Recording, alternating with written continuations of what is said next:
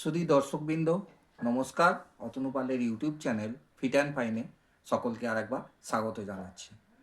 এখন শীতকাল চলছে, তাই শীতকালীন এই সময়ে যে রোগটা আমরা খুবই দেখতে পাচ্ছি, সেই রোগটা হলো হাঁটুতে, কোমরে বা কাঁধে বা কনুইতে জয়েন্ট পেন, অর্থাৎ গাঁট ব্যথা বা জয়েন্টে পেন, যেটাকে অনেকে আবার বাতও বলে থাকে, কিন্তু আমরা সেটাকে বলে থাকি অস্টিও আর্থারাইটিস। এই রোগটা নিয়ে আজকে আমি একটু আলোচনা করব আপনাদের সামনে। সাধারণত আমরা দেখতে পাই 40-45 বছর বা তার বেশি বয়স্কের মহিলা এবং পুরুষ দুজনদেরই এই রোগটা দেখতে পাই। এই রোগটার শীতকালে আবার ঠান্ডা পড়লে এই রোগটা বৃদ্ধি পায় এবং আমরা পেশেন্ট যখন আসে তখন তার সেই জয়েন্ট বা অস্থি সন্ধি সেই অংশটা ফুলে যায় এবং ব্যথা হয়ে থাকে, সেন্সিটিভ হয়ে থাকে। এই কারণবশত নিয়ে আমাদের কাছে যথারীতি আসে এবং সেই জয়েন্টটা বা অস্থি সন্ধি যেটা আছে সেই সন্ধিটা সচরাচরভাবে যথারীতি যেমন কার্যকারিতা থাকে সেই কার্যকারিতা সে হারিয়ে ফেলে। তখন আমরা তাকে কিভাবে আমরা এবার পরীক্ষা করব বা লক্ষণগুলো কি কি থাকবে সেগুলো বলি। অকারণে ব্যথা, অর্থাৎ কোথাও লাগা নেই, কোথাও ছড়া নেই, কোথাও কাটা নেই, কিন্তু সেই জয়েন্টে প্রচণ্ডভাবে ব্যথা, ফুলে থাকতেও পারে আবার নাও থাকতে পারে, অংশটা লাল হয়ে যেতে পারে, সেন্সিটিভ হয়ে যেতে পারে, অর্থাৎ পেশেন্ট সহজে হাত দিতে সেখানে মানা করে। আর কন্টিনিউয়াস জয়েন্ট পেন, অর্থাৎ এই জয়েন্ট পেনটা সবসময় থেকেই যায়। আর কি না, যে জয়েন্টের যে মুভমেন্ট সাধারণ সেই মুভমেন্ট সেটা সে করতে পারে না, ব্যাহত হয়। আর যদিও বা কোনো ওষুধ পেন কিলার যদি সে খায় তাহলে সময় সাপেক্ষে সে কিছুটা হয়তো আরাম পায়, কিন্তু আবার সেই ব্যথা পুনরায় ফেরত চলে আসে। আমরা এবার দেখব কিভাবে এটা ডায়াগনোসিস করব বা কিভাবে আমরা চিহ্নিত করব যে এটা অস্টিও আর্থারাইটিস। না, তার যে জয়েন্টের ব্যথা আছে সেই জয়েন্টে আমাদের এক্স রে করতে হবে। এক্স রে কী করব না, যদি সময় সময় ক্ষেত্রে যদি কাঁধে হয় বা কোমরে হয় সেক্ষেত্রে এপিল্যাটারাল, অথবা যদি পায়ের আঙুলে হয়ে থাকে বা পায়েতে হয়ে থাকে সেক্ষেত্রে এপি অবলিক আমরা এক্স রে করবো।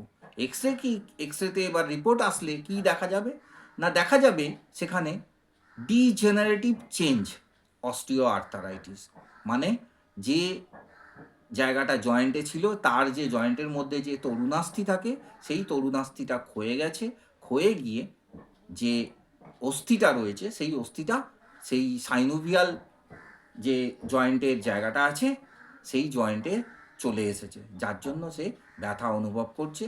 অথবা যদি কোমরে থাকে বা ঘাড়ে থাকে তাহলে দেখব ডিস স্পেস রিডিউসড বলে একটা কথা দেওয়া থাকবে। সেক্ষেত্রে দেখা যাবে কি না, একটা হাড় অর্থাৎ একটা অস্থি আর একটা অস্থির খুব গায়ে কাছাকাছি লেগে গেছে। মোটামুটি বলতে হবে যে তরুণাস্থির ক্ষয় হচ্ছে অস্টিও আর্থারাইটিস। বোঝা গেল মোটামুটি। এবার আমরা কিভাবে কি এটা থেকে রেহাই পাবো। আর একটা কথা বলে রাখি, এই রোগটা ভালো হবার রোগ নয়, এই রোগটা থেকে ভালো থাকা যেতে পারে। সেক্ষেত্রে আমরা কি কি করব। প্রথমে পেশেন্টকে করতে হবে কি না, restricted movement of the joint, অর্থাৎ সেই অস্থিসন্ধির যথাসম্ভব কম নাড়াচাড়া তাকে করতে হবে। অ্যাভয়েড কোল্ড, ঠান্ডা এড়িয়ে যেতে হবে, ঠান্ডা লাগানো যাবে না। অ্যাভয়েড ওয়েট লিফটিং, ভারী জিনিস কিছু চাগানো যাবে না। বেন্ডিং, অর্থাৎ সামনের দিকে বা পিছনের দিকে অযথা ঝুঁকে কিছু কাজ করা যাবে না। মাটিতে বসা যাবে না ক্রস লেগ করে যদি হাঁটুতে ব্যথা থাকে বা কোমরের ব্যথা থাকে। আর কি না, তার বডি ওয়েট যথাসম্ভব তাকে কমাতে হবে, রিডিউস বডি ওয়েট। আর হেলদি তাকে খাবার দাবার খেতে হবে, ব্যালেন্স ফুড খেতে হবে। সিঁড়ি ভাঙা যাবে না, অর্থাৎ যদি সে সিঁড়ি ভাঙে তাহলে তার কোমরের ব্যথা, হাঁটুর ব্যথা, পায়ের ব্যথা আরও বাড়বে। এই সবগুলো তাকে অ্যাভয়েড করতে হবে। আর কি এবার আমাদের কি সে করবে, অর্থাৎ কিভাবে এই রোগ থেকে আমরা মোটামুটি রেহাই পেতে পারব।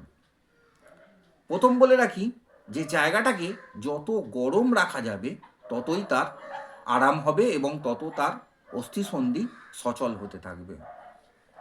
অর্থাৎ হট কম্প্রেস যেটাকে আমরা বলে থাকি, অর্থাৎ শুকনো সেক, সেটা অন্তত 3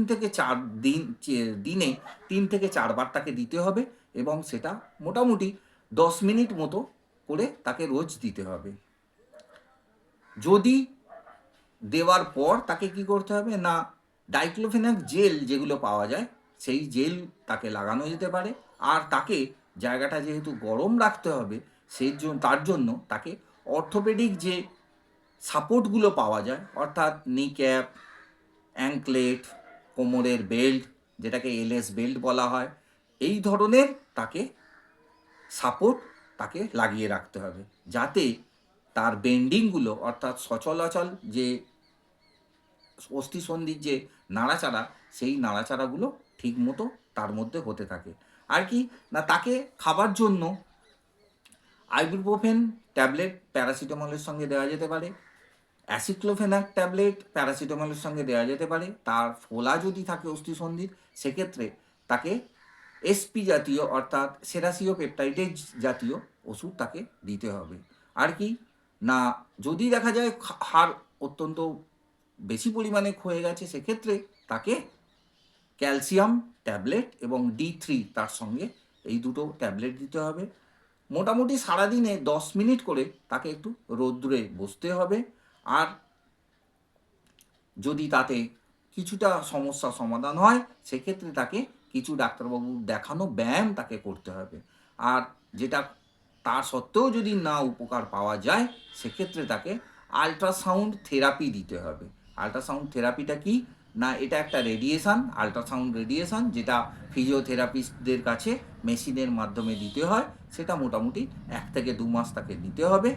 আর যদি তাতেও জয়েন্ট পেন যদি না কমে, সেক্ষেত্রে একটাই উপায়, সেটা হচ্ছে তার জয়েন্ট রিপ্লেসমেন্ট তাকে করতে হবে। সেক্ষেত্রে আমরা করে থাকি না, রেফার করে দেওয়া হয় তাকে কোনো জেনারেল হসপিটাল বা নার্সিংহোমে, যেখানে তার ওই জয়েন্টের রিপ্লেসমেন্ট করতে হয় সার্জারির মাধ্যমে। ভালো থাকবেন, সুস্থ থাকবেন। এই হলো অস্টিও আর্থারাইটিসের যা বক্তব্য, যেটা জানি আমি বললাম। ভালো থাকবেন, সুস্থ থাকবেন, আর দেখতে থাকুন অতনু পালের YouTube channel fit and fine. ধন্যবাদ।